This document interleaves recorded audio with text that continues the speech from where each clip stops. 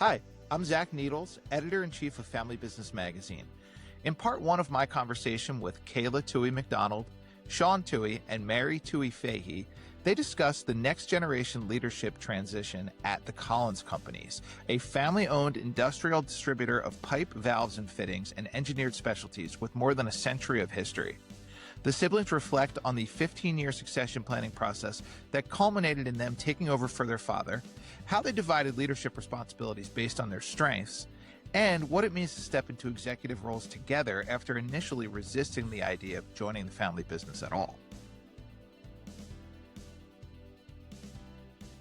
Hi, Mary. Hi, Kayla. Hi, Sean. Thanks so much for joining me today.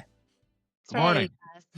Thanks so much for having us on your podcast, which is something I never envisioned saying in my life. Well, I'm excited about it. I know a little bit about your story, and I think, especially for our audience and what we do, I think it's a really interesting one. So I'm really happy to have you all here, and I appreciate you taking the time. Why don't we kind of lay the foundation here and just talk about how the company was started, and then how it's evolved across generations to become the business that it is today. And Kayla, do you want to start with that? Sure. So it started over 100 years ago, but really our part in all of this is probably the last 45 years. My dad was asked to come on as the vice president by the previous owner. And he said to him, basically, it's kind of a weird story, but he met my father once. And one night he was like trying to think who could buy this or who could take over my business, who could do this. Yeah. And he said that he had a dream and my dad's head was like popping out a balloon or something. So he called my Okay. father and he said, hey, I think this is a great role for you. All of these different things. My dad, we were all in Buffalo at the time. He was a lead at CF, Consolidated Freightways. And then he goes, no, I'm happy. I've got a great job. Everything's going well. And he was like, well, you're never going to own Consolidated Freightways. You can own this business. And Yeah. that sold him. So we moved back here to Mass. And then, it was a very small company at that point, maybe 15 people altogether. I think it was about 2 million when he came on. And it just has grown over the last 45 years. And then about 15 years ago, he said, do we want to make this a legacy business? And we all said, no. We all were we were doing our own things. We were all in different areas. And honestly, my dad is such a big figure that we were like, we can't be him. Like, that can't happen. So we were like, no, we're good. But somehow we all started succession planning. I don't even know what happened, really. We were like, well, let's just meet with these consultants and let's do this. And so in the last probably 14, 15 years, we have really started planning and kind of working with different consultants and saying, okay, this would be your role. We did a lot of personality testing, trying to see. But what we all did realize is like, yeah, we can't be him, but together, we can maybe be him or try our best. I love that. Well, first of all, I can honestly say I've never heard an origin story quite like that one with a dream, with a floating head. I know. That's really cool.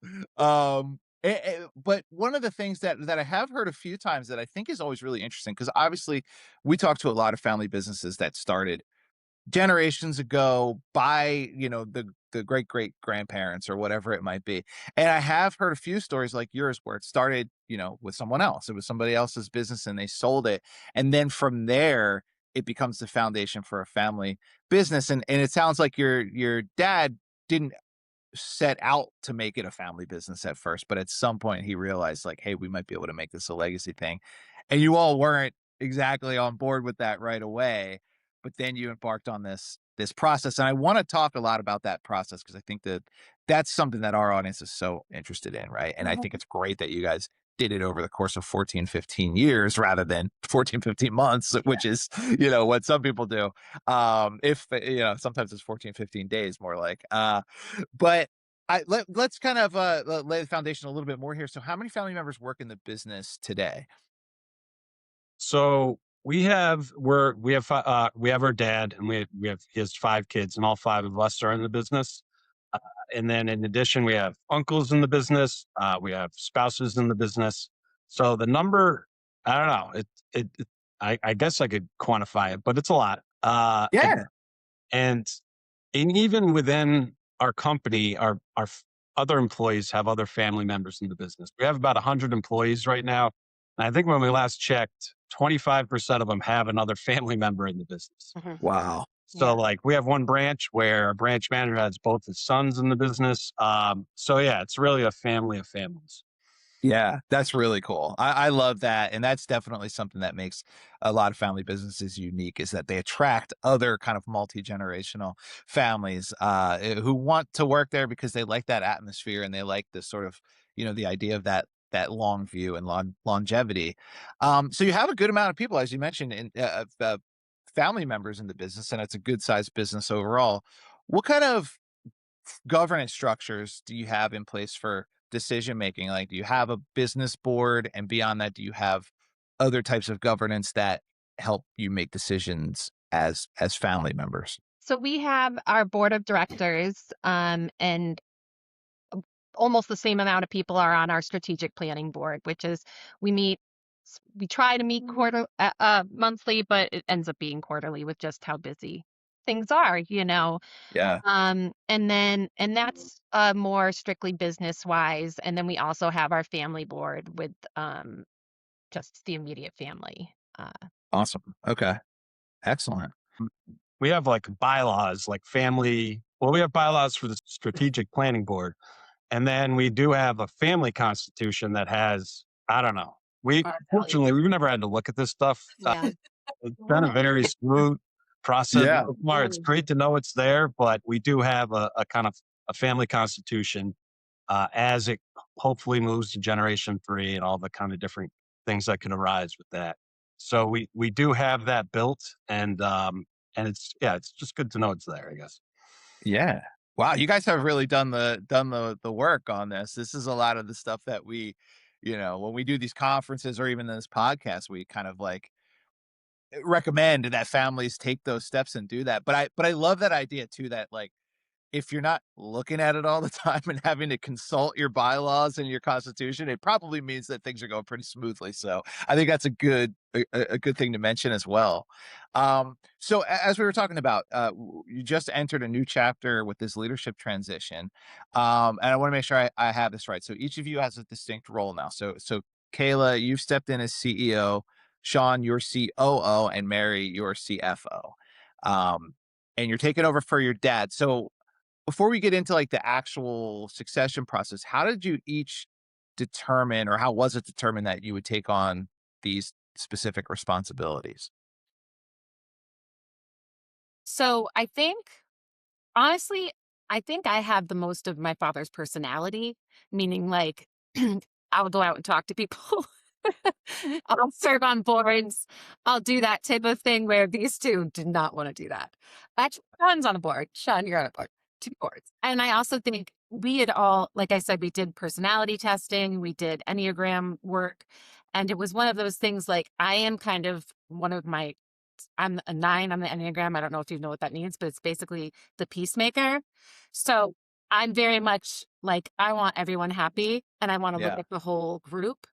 But it's not like I have like my skill set is more like psychology and like dealing with people. So that was kind of a good fit, I think. And no one else wanted to do it. Sure. But over the I came back here. I have a psych degree. That was my degree. And I human resources. And then the CFO decided he wanted to retire.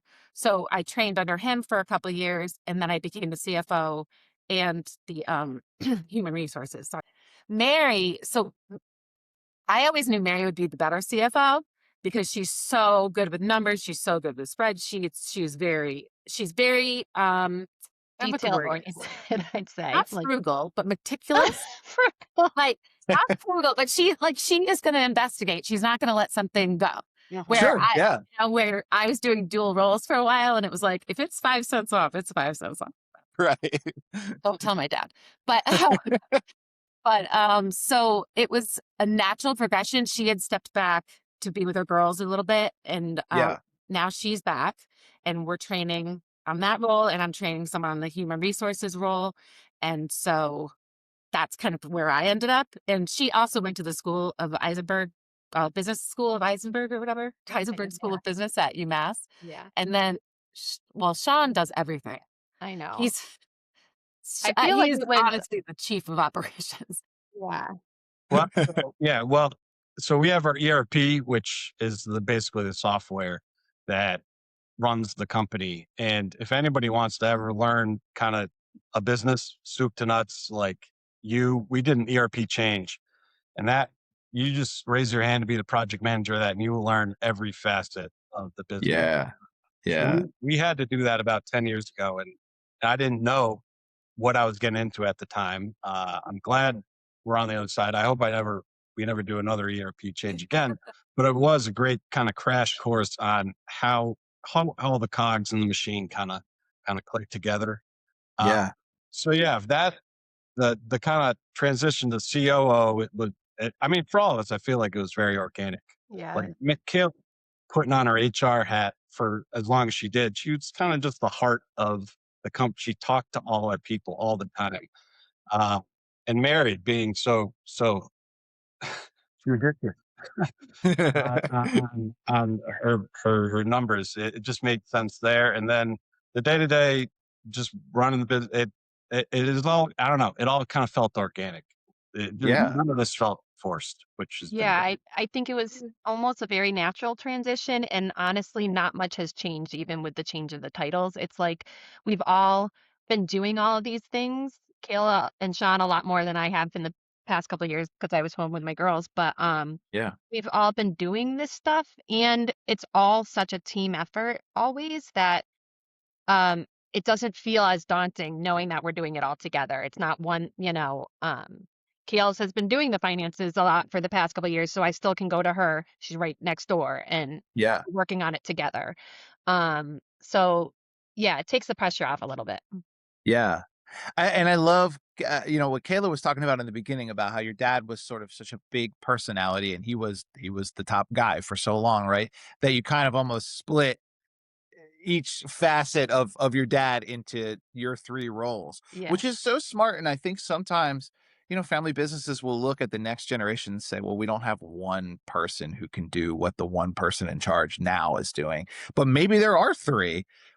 The next step to that is you probably don't want three co-presidents or co-CEOs, right? So that might work for some, but that can be really tough. So to be able to kind of divide your responsibilities and go towards each of your strengths is really smart too.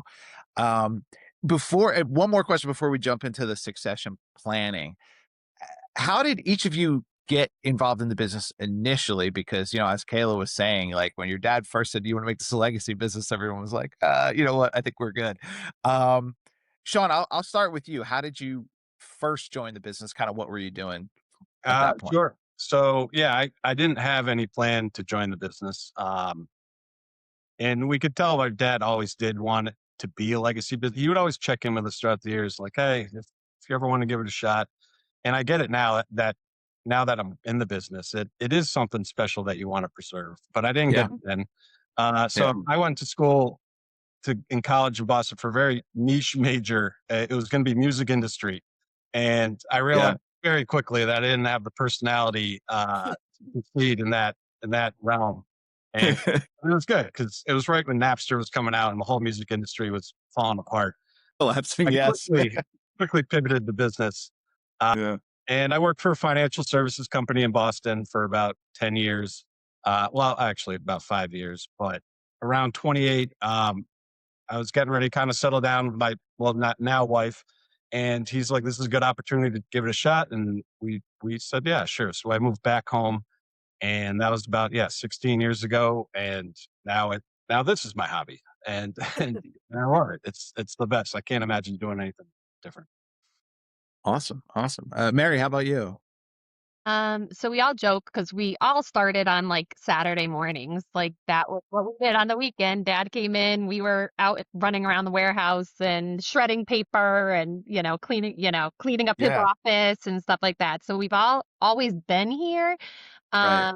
But I went to UMass Amherst and then came right out of after I graduated. I really didn't know what I wanted to do. And so I said, this is the perfect starting point. And, you know, everybody that works here has been family, like, because people just stay, which is a wonderful Yeah. thing. Yeah. So it just felt like the right choice. And then I just never left. So. Yeah. That's excellent. And then Kayla, how did you get involved? I've been in and out for years. I Yeah. After high school, I went to college, and then I went to community college, and then I took 2 years off, and excuse me, I started working here. And so I've kind of done everything in the business. I've done accounts Yeah. payable, accounts receivable. The only role I never really did was sales, uh, Yeah. which is funny because pretty important. Right. But at the same time, I feel like I just sell myself, so that's fine. We'll do that. But so pipes, I don't know, but they can do the other pieces. But I have Sure. done Yeah. every role basically, so that's been really helpful. And then I left. I went. I worked at a college. I managed a restaurant, and I feel like all of these different steps kind of got me here because Yeah. it was all working customer service, people, that type of thing. Yeah. And I guess 15 years ago, when my youngest turned about 4, I came back. And because they Yeah. didn't have an HR department. We didn't need an HR department. Like, Sure. Yeah. our company is very like, it is like a family in a sense.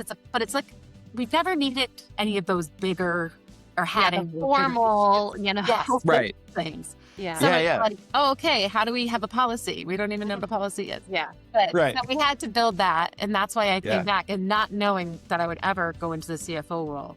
And Yeah. honestly, it's been such a great experience because we had like 3 or 4 acquisitions in that time. We've all learned so much. We've all pulled our hair out. It's been like, but it's really been such a growth experience for me because I think socially, I can talk to anybody, but I didn't know if I could do this type of stuff, and Yeah. proving I can.